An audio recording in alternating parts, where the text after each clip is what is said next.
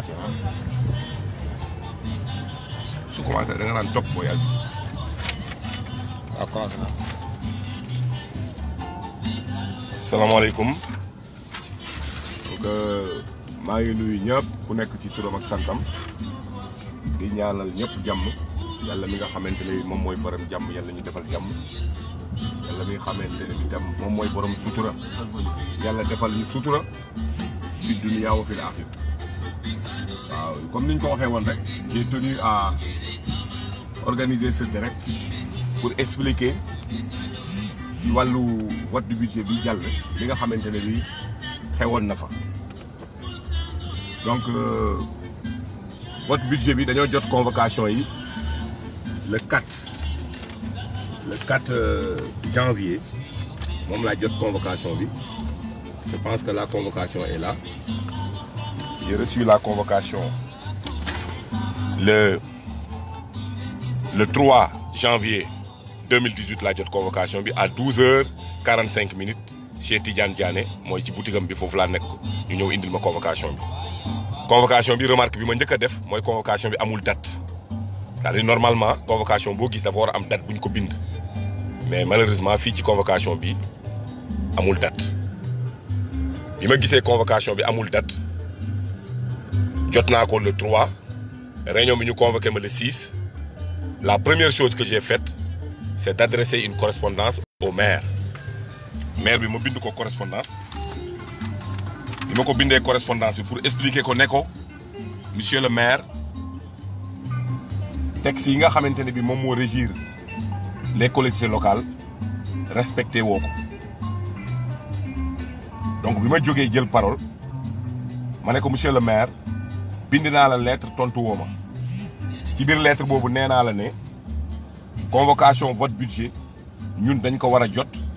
15 jours avant selon l'article 253 du code général des collectivités locales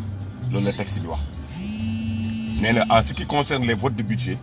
les convocations doivent être reçues par les conseillers en plus du projet de budget 15 jours avant nous on l'a reçu 3 jours avant. ma ne ko monsieur le maire deuxième élément monsieur le maire le contenu de l'ordre du jour c'est le bureau municipal qui doit se réunir pour proposer un ordre du jour loolu c'est selon l'article 111 et à ma connaissance le bureau municipal réunirul pour wax affaire ordre du jour. ma ne ko troisième élément monsieur le maire suñ 50 millions yi nga xamante ni bi tey nee na mainten ne mes kenn xamul fan la dugg ma ne ko monsieur le maire indi ci leeral ma ne ko en pël monsieur le maire ana ɓorti goɗɗi ɗi jofaani a faala ɓorti goɗɗi bi ma waxee loolu ci la ces partisans ñi nga xam ne ce ne sont pas des conseils municipaux ñooñu commencé di respecter bi ñu respecter ma leen non da ngeen di noppi wala ngeen génn salle bi parce que amu leen droit wax coow li gën a bëri gars yi dugg attaqué ma biñ ma songee mu am chaise bu naaw ñëw dal sama bopp bi loolu moo indi gaañu bopp bi léegi am na benn partisan du maire du ma tudd tur mais kooku bi mu rëccee ñi doon atte mu ñëw song si ma bi ma ko rokkosee benn ak loxo ndeyjoor bi may rokkosaat beneen ak loxo càmmoñ bi sama loxo càmmoñ bi dal ci bopp bi sama loxo bi néewi donc du dóor buñ ma dóor amu ci kenn ci ñoom koo xam ne loxoom laal na ma li ma gaañ ci bopp chaise lañ ma sànni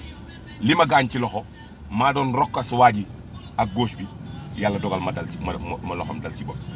léegi bi loolu amee coow li bëri mais tous mes amis gars yu bëri daw si ñëw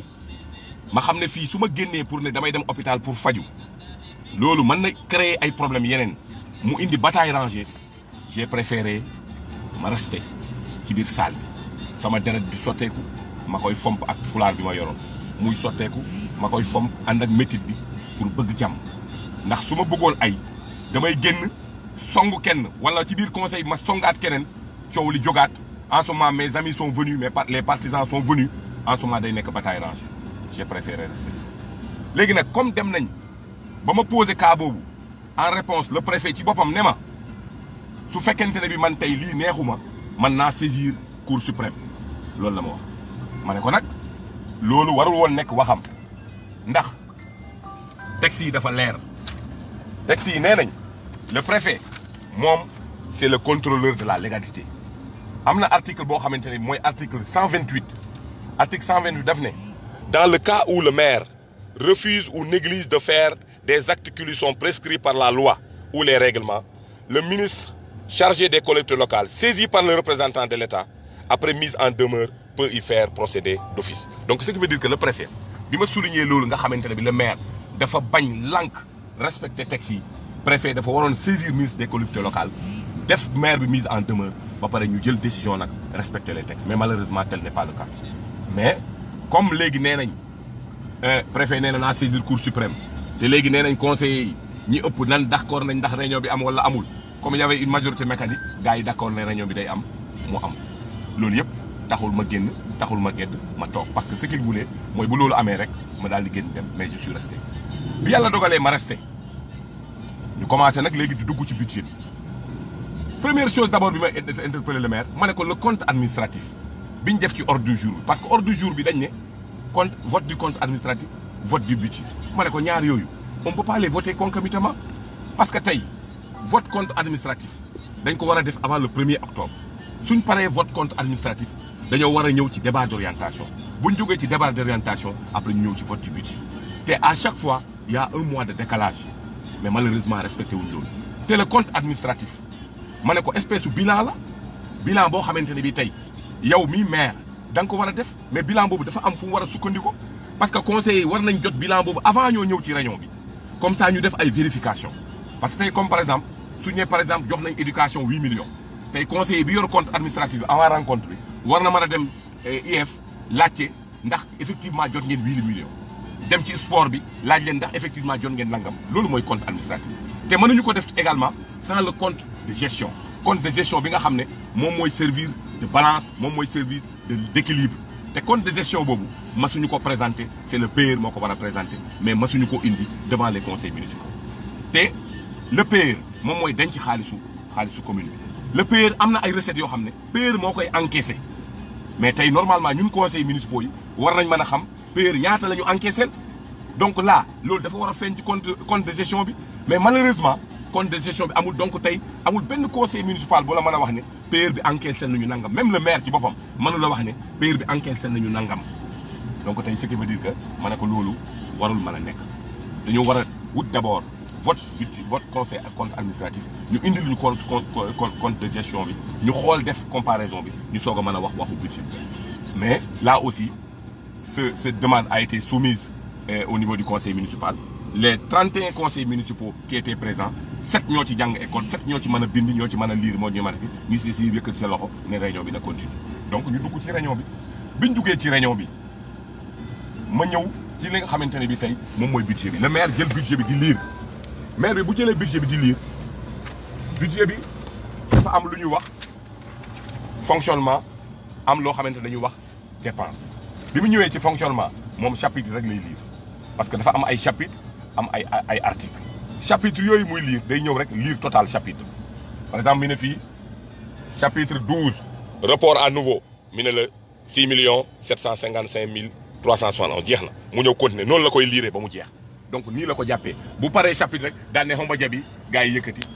xam nga ni jabaani ñun ñu yëkkati ne jabaani donc nous étions que 3 ñoo xamante ne bi chaque fois duñ d'accord léegi bi mu ñëwee mu ñëw ci dépense yi bu ñëwee ci dépense u budget yi ma ne ko monsieur le maire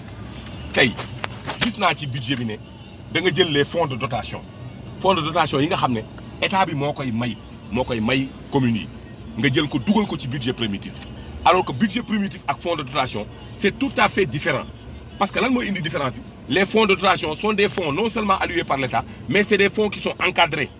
état bi daf lay may xaalis ba pare nee na lii fii nga koy jaare lii fii nga koy jaare lii fii nga koy jaare mais boo ko dugalee ci budget primitif bi donc clé de répartition bu amatul sens donc maire bi mooy def lu ko neex ci fonds de dotation bi mais là itam ça a été soumis au conseil les conseillers ont voté la majorité a voté oui donc fonds de concours fonds de dotation bi daf ko jël mu dugal ko ci budget primitif alors que bokkul budget primitif à part la fonds de dotation ak fonds de concours à part la beneen aspect bi nga xamante ne bi tey souligné naa ko ci nga xam ne ay détails la parce que détails yi bëri na dama ciy jël ñaari détails rek yoo xam ne wax naa ko ci ma ne ko monsieur le maire 1 million gis naa 1 million de francs CFA pour affaire assurance ma ne ko monsieur le maire mais mairie amul oto bu ñu assuré en réponse mi ne ma non si bada bi la ñu enregistré mooy bada bi mooy tracteur bu bees bi nga xamante ne bi ñëw na tracteur bi ñëw bërki dem ma ne ko mais monsieur le maire même bu fekkente ne bi tracteur bi moom la ñu assuré te man xam naa ne leer na ma leer yàlla ne Fera moom tracteur bi Fera moo koy assuré ma ne ko mais même bu fekkoon mairie mooy assuré tracteur boobu mais monsieur le maire assurance 1 million pour benn bada ma ne ko loolu mënul nekk ma ne ko monsieur le maire sololal sa wax ji tubéy sax mu xaw a rafet tuuti mais 1 million assurance loolu mënul nekk ma ne ko pour le carburant monsieur le maire gis naa ci rubrique carburant yi cabinet du maire carburant 3 millions recette municipale carburant 3 millions atelier et garage carburant 7 millions éducation jeunesse carburant 4 millions 500 santé hygiène santé hygiène action sociale carburant 6 millions muy un total de 23 millions 500 mille ma ne ko monsieur le maire 23 millions 500 mille de carburant ma ne ko fan lañ koy mën a utiliser déjà mairie bi amul benn véhicule boo xamante ne bi nekk na fi te benn bi fi nekk parfois ñëpp seede nañ Vélingara seede nañ ne benn bi parfois day paan day taxaw ci biir foofu parce que am na benn période boo xam ne publié woon naa benn bu taxawoon noonu pour manque de carburant naka la ñu amee valeur carburant bu toll ni ba pare benn bi di manqué carburant benn bi di paan pour affaire carburant donc xaalisu carburant boobu fan lay jógee loolu il n'a pas pu donner d'explication léegi y avait la majorité mécanique à chaque fois suñu waxee ça a été soumis au niveau de la majorité a approuvé donc nii mën naa ne presque en ramassé lii moo indi problème vote du budget en tout cas le budget a été voté sans pour autant que ñu lire ko parce que déjà le compte administratif bi ñu wax texte yi nee nañ compte administratif dañ ko war a séddale ku nekk da nga war a yor compte administratif mais compte administratif benn copie la ko defoon mu jox benn préfet jël benn bi moom moo doon lire conseillers yi di déglu donc kenn mënul jël note te normalement waroon nañ mën a jël note yëkkati loxo fekk ñu ngi ko tiim ñu ne ko monsieur le maire fii nee nga jox nga ASC yi 5 millions ah non monsieur le maire ASC yi jotuñu 5 millions parce que 5 millions lañ prévoir pour ASC yi mais ASC yi jotuñu 5 millions mais malheureusement tel n'est pas le cas su ma jëlee parole di wax dañ naan ma à Paris su ma waxee ba kii ñu ne ma à Paris su kenn di ñu ne ko accee moo xaala à Paris su ma paree ñu def li ñuy def donc war nañu ma ne c'était la majorité mécanique mais moi je suis fier parce que j'ai défendu le budget j'ai défendu comment ça s'appelle le dossier de Vélingara parce que budget bi adduna Vélingara lañ jël teg ko ci loxo conseil municipal te nee naa leen ci biir wax aussi nous sommes des conseils municipaux nous ne sommes pas des conseils de Wuri mais dans cette salle il y a des conseillers de Wuri il y a des conseils municipaux nous sommes 3 conseillers municipaux mais les autres ce sont des conseillers de Wuri alors que tel ne devait pas être le cas parce qu'aujourd'hui nous sommes élus par la population au suffrage direct les conseillers sont élus par la population au suffrage direct le maire il est élu par les conseillers donc il est élu par suffrage indirect parce que c'est les conseillers qui ont choisi le maire donc nous représentons la population donc dañoo war a taxawal population dem naa ba ne leen yonent bi nee na kullukum ra'in wa kullukum mas'ulun an ra'iyatihi mooy ñun ñëpp ay sàmmkat lañ te suba ku ci nekk ci ñun la nga doon sàmm dana leen laaj naka nga ko doon sàmmaloo mais malheureusement les gens n'ont pas compris tout ça et aujourd'hui vraiment il est désolant de le remarquer que le budget a été voté sans que pour autant que les gens le comprennent les gens n'ont pas compris le budget xamuñu nan la budget bi tëddee donc budget bi nga xamante ne bi tey dem na tey li nga xamante ne bi 300 et quelques millions la demoon 300 millions la nekkoon léegi dem na ba nekk léegi 404 millions ci loo xamante ne bi jaarul yoon donc yooyu laa ne woon tey dinaa ko def waxtaan ak nit ñi pour ñu xam ne effectivement parce que nit ñaa ngi wax naan Abdou Mbengue moo bëri histoire moo bëri kii dafa dem xeex attaqué gars yi yàlla xam ne yonent bi seere na ne je n'étais pas parti au conseil municipal pour attaquer Massamba ou pour attaquer Mademba mais j'étais parti pour utiliser la force de l'argument parce que notre credo aujourd'hui c'est d'utiliser la force de l'argument mais pas l'argument de la force te tey koo xamante ne am nga argument je pense que doo def la force te noonu lañ demee woon bon malheureusement situation bi demee na je me désole de cette situation là bon ñaan aussi ñi nga xamante ne bi ce sont mes amis ñi nga xamante ne bi tey ils me suivent à travers le monde entier ne leen vraiment mbir mi bu doon sama sago du am mais comme demee na nii vraiment je présente toutes mes excuses bu fekkente ne bi peut-être j'ai été à l'origine de cette situation là mais je ne pense pas que je sois à l'origine de cette situation là donc loolu yëpp laa ne woon dinaa ko wax am détails yi bëri na yëpp dama ko noté woon te wax naa ko ci biir conseil municipal bi mais malheureusement nit ñi dégluwuma soo xoolee fii tey article 7303 muy taxe sur licence et les débits de boisson 50 000 francs 50 000 francs de recette mënul nekk parce que tey ñaata hôtel ñoo fi nekk ñooy jaay boisson ñaata dépôt ñoo fi nekk yoo xamante ne bi kii 50 000 francs par année xam nga lii du liggéey boo xamante ne bi jaar na yoon. am na aussi affaire yu sukk yi 16 millions de francs CFA mu wàññi ko def ko 10 millions ma ne ko mais monsieur le maire wàññi nga sukk yi 16 millions de francs CFA nga wàññi ko def ko 10 millions et pourtant sukk yaa ngi yokk normalement tey kay su sukk yi yokkoo xaalis bi dafa war a yokk mais foofu itam amul ay argument yu 50 millions yi ba tey leeralu ko donc yooyu yëpp dama bëgg Vélingara yëpp xam ne situation bi adduna bi yëpp xam ne situation bi nii la demee dew ma woon pour xeex parce que bu doon pour xeex moo ma tax a jóg damay ànd ak ay nit parce que am naa ñu ma mën a àndal ñoo xamante ne bi tey ñoom ni ñuy dajalee nit ñi foofu mu wuri bayloo xëy jox leen 50 000 francs ñu dem ci Viviane mandi fa ñëw di def di ko ne man mënoon naa jël ay nit ñu dem tànk ci ndaali naan ci ndaali ba mandi naan ndox ci ndaali ba mandi ñëw taxaw sama wet lépp loo xamante ne bi laaj na ko ma def ko mais man loolu taxumaa jóg parce que on a reçu des consignes très claires du secrétaire général du RCD mi nañu il faut jamais utiliser l'argument de la force mais il faut toujours faire valoir la force de l'argument donc lii laa ne woon dinaa ko wax asalaamaaleykum wa rahmatullahi taala wa barakatu